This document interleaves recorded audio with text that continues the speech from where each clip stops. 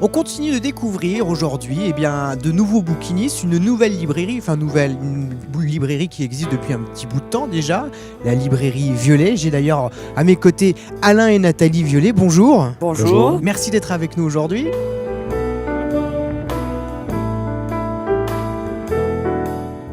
Elle existe depuis combien de temps votre librairie, Nathalie ? 1998.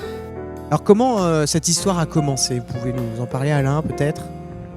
Bien, nous avions une boutique sur la région nancéenne et puis un ami nous a parlé du village du livre. Il était lui-même bouquiniste et on est venu au village, ça nous a plu et on a trouvé une maison dans nos prix et on a craqué.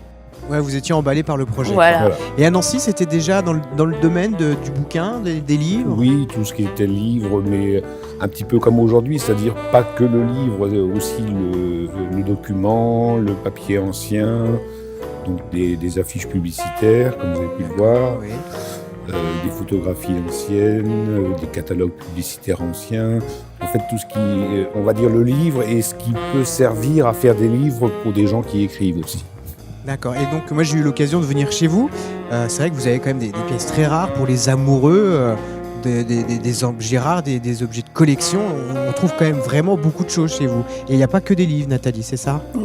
Non, parce que nous, on est des passionnés et on est passionnés à peu près partout. Ouais. Et c'est vrai que quand on va tomber sur une photo 19e d'un voyage, je sais pas, ça peut être en Chine ou même en Algérie, fin 19e, c'est toujours passionnant de voir ces personnages, ces gens qui ont existé. Voilà, ça peut être plein de choses. En fait, le charme du métier, c'est justement de ne pas savoir sur quoi on va tomber.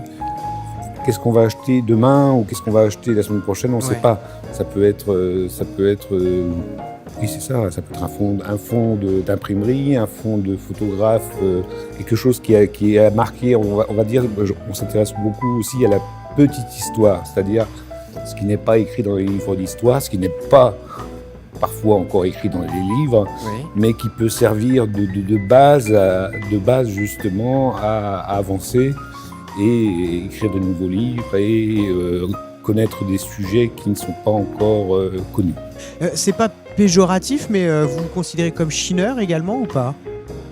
Oui, parce que ça, je pense qu'en 20 ans de métier, je crois qu'il y a peut-être une vingtaine de fois où je ne me suis pas levé un week-end pour aller chiner, pour aller voir ce qui se passe à droite, à gauche.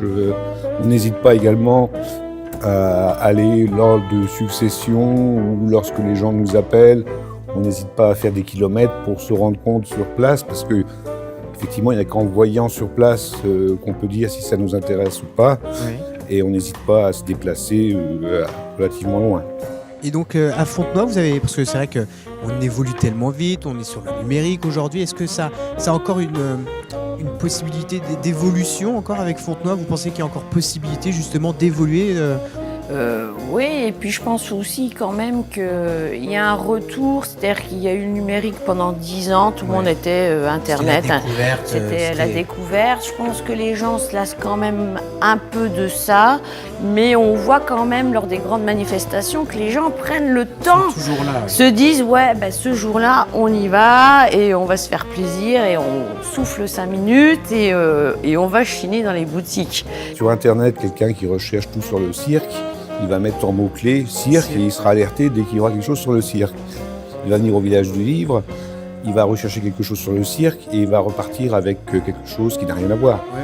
Parce qu'il a fouillé, parce qu'il est tombé sur quelque chose qui a marqué son enfance, parce que, pour X raisons, il va repartir avec quelque chose qui n'a rien à voir avec ce qu'il est venu chercher. Sur Internet, c'est impossible. Merci beaucoup à tous les deux. Alors si vous souhaitez vous évader avec un véritable retour aux sources, je vous invite vivement à venir du côté de la librairie Violet qui est située bien évidemment à Fontenoy-la-Joûte, le village du livre par excellence.